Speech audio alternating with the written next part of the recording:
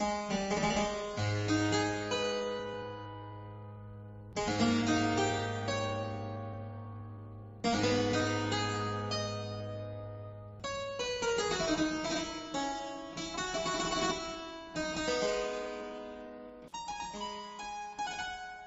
y avait une fois un roi qui était si honnête homme que ses sujets l'appelaient le roi bon.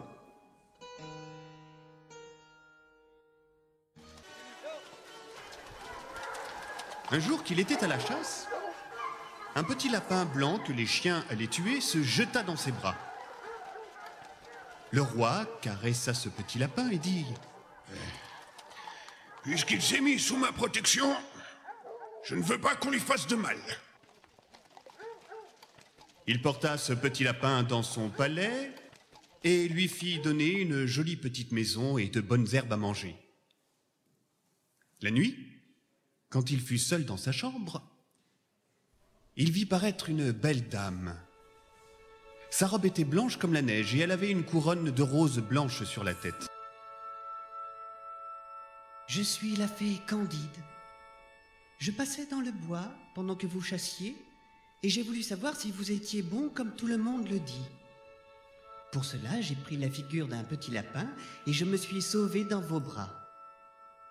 Je viens vous remercier du bien que vous m'avez fait et vous assurer que je serai toujours de vos amis. Vous n'avez qu'à me demander tout ce que vous voudrez, je vous promets de vous l'accorder. Madame, Dit le bon roi. puisque vous êtes une fée, vous devez savoir tout ce que je souhaite. Je n'ai qu'un fils que j'aime beaucoup. Et pour cela, on l'a nommé le prince chéri. Si vous avez quelque bonté pour moi, devenez l'ami de mon fils. Je vous serai bien obligé si vous voulez le rendre le meilleur de tous les princes. Que lui servirait-il d'être beau, riche, d'avoir tous les royaumes du monde s'il était méchant? Vous savez bien qu'il serait malheureux et qu'il n'y a que la vertu qui puisse le rendre content. Vous avez bien raison, Lui dit Candide. mais il n'est pas en mon pouvoir de rendre le prince chéri honnête homme malgré lui. Tout ce que je puis vous promettre, c'est de lui donner de bons conseils, de le reprendre de ses fautes et de le punir s'il ne veut pas se corriger et se punir lui-même. Le bon roi fut fort content de cette promesse, et il mourut peu de temps après. 2 jours plus tard, Chéri étant couché, Candide lui apparut. J'ai promis à votre père d'être de vos amis. Et pour tenir ma parole, je viens vous faire un présent. En même temps, elle mit au doigt de Chéri une petite bague en or et lui dit « Gardez bien cette bague. Toutes les fois que vous ferez une mauvaise action, elle vous piquera le doigt. Mais si, malgré sa piqûre, vous continuez cette mauvaise action, vous perdrez mon amitié et je deviendrai votre ennemi. » En finissant ces paroles, Candide disparut et laissa Chéri fort étonné. Il fut quelque temps si sage que la bague ne le piquait point du tout. Mais quelques jours après, il fut à la chasse et il ne prit rien, ce qui le mit de mauvaise humeur. En rentrant dans sa chambre, sa petite chienne, Bibi, vint à lui en sautant pour le caresser. Cela l'impatienta. « Ah, laisse-moi tranquille ! Suffit, te dis-je !» Il lui donna un grand coup de pied. Dans le moment, la bague le piqua comme si c'eût été une épingle. Cela l'étonna. « Cette fée se moque de moi ! Quel grand mal ai-je fait en donnant un coup de pied à un animal qui m'importune?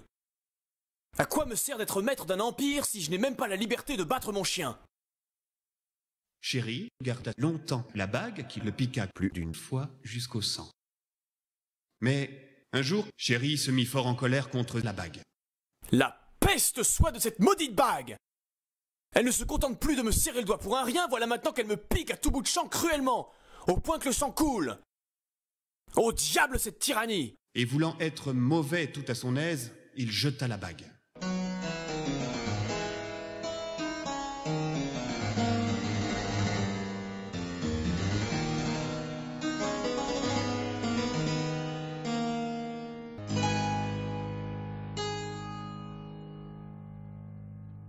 Un jour que Chéri était à la promenade, il vit une jeune fille qui était si belle qu'il résolut de l'épouser.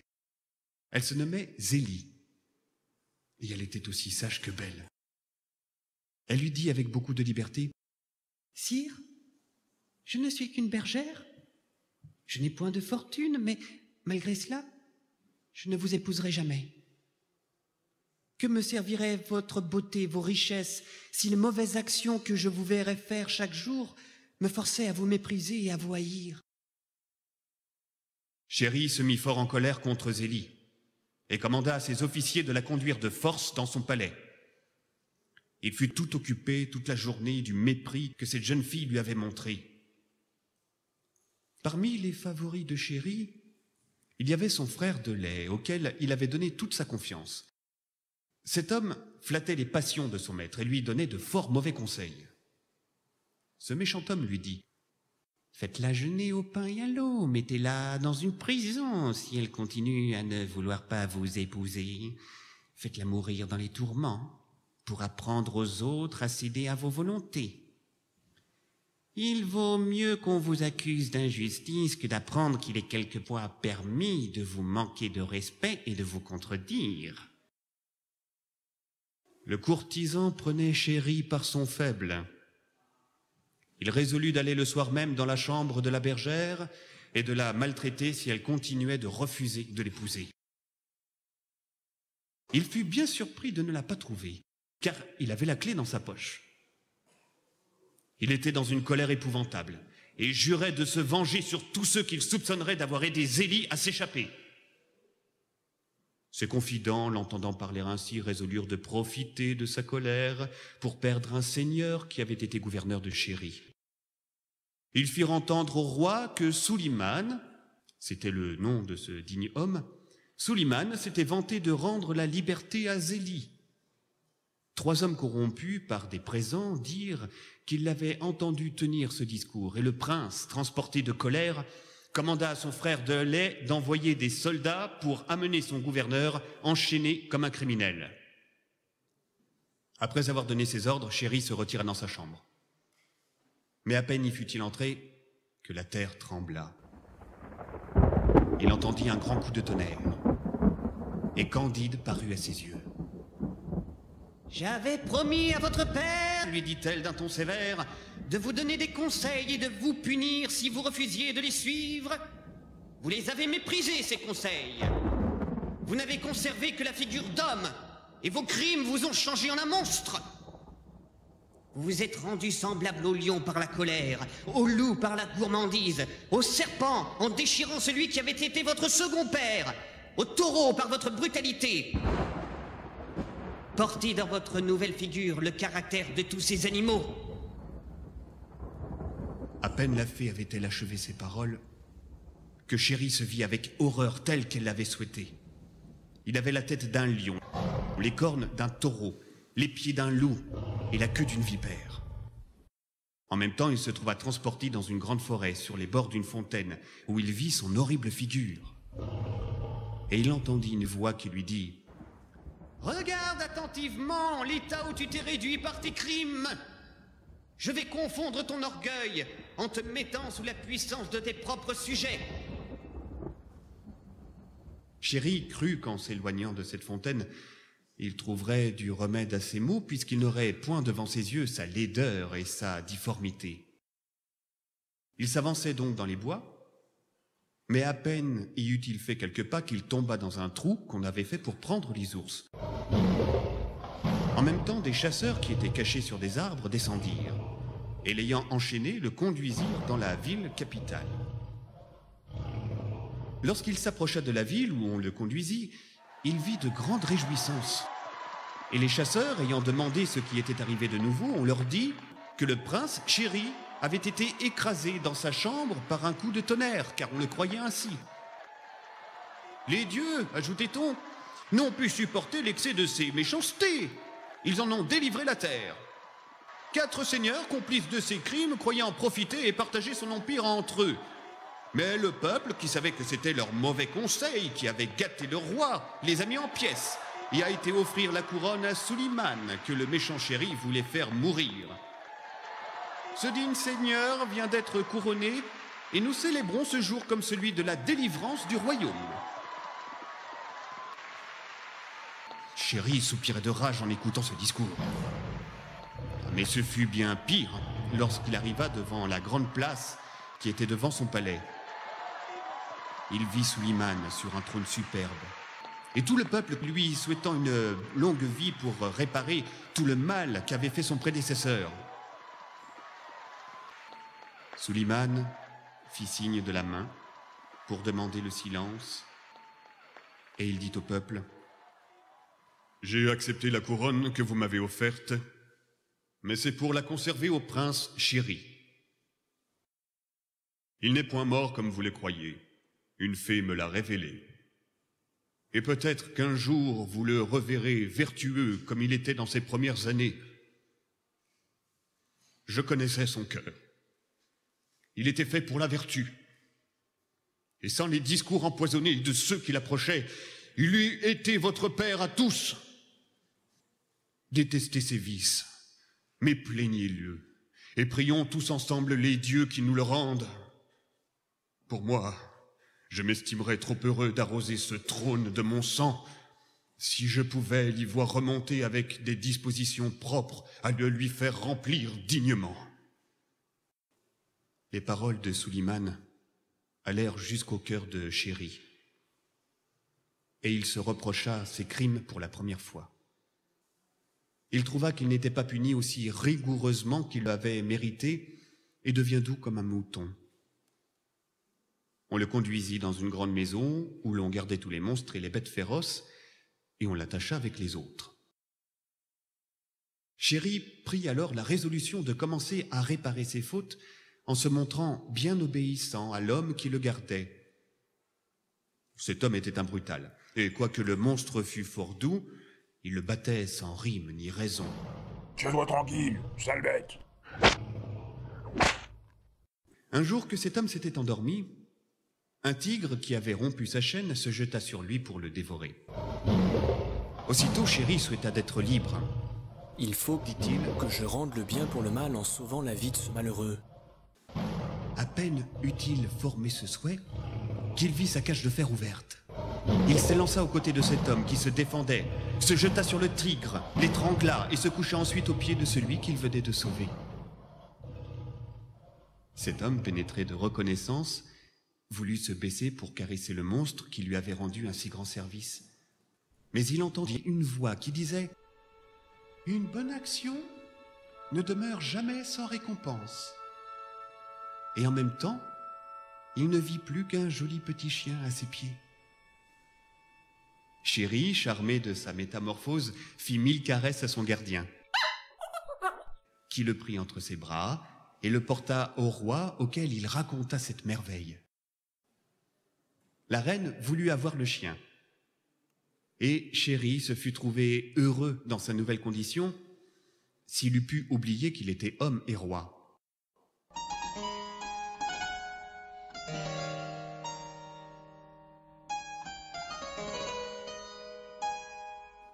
Un jour qu'on venait de lui donner son petit pain pour déjeuner, il lui prit la fantaisie d'aller le manger dans le jardin du palais. Il le prit dans sa gueule et marcha vers un canal qu'il connaissait. Mais il ne trouva plus le canal et vit à la place une grande maison dont les dehors brillaient d'or et de pierreries. Il voyait y entrer une grande quantité d'hommes et de femmes magnifiquement habillés. On chantait, on dansait dans cette maison. On y faisait bonne chère. Mais tous ceux qui en sortaient étaient pâles, maigres, couverts de plaies et presque tout nus, car leurs habits étaient déchirés en lambeaux. Chéri s'approcha d'une jeune fille qui tâchait d'arracher des herbes pour les manger. Touché de compassion, il mit son pain dans la main de cette fille qui le porta à sa bouche avec avidité. Elle parut bientôt entièrement remise, et Chéri, ravi de joie de l'avoir secourue, pensait à retourner au palais, lorsqu'il entendit de grands cris. C'était Zélie entre les mains de 4 hommes qui l'entraînaient vers cette belle maison où ils la forcèrent à entrer. Chéri ne put qu'aboyer contre ses ravisseurs et s'efforça de les suivre. On le chassa à coups de pied et il résolut de ne point quitter ce lieu. Il vit qu'on ouvrait une fenêtre. Et sa joie fut extrême lorsqu'il aperçut Zélie qui jetait par cette fenêtre un plat de viande si bien apprêté qu'elle donnait de l'appétit à voir.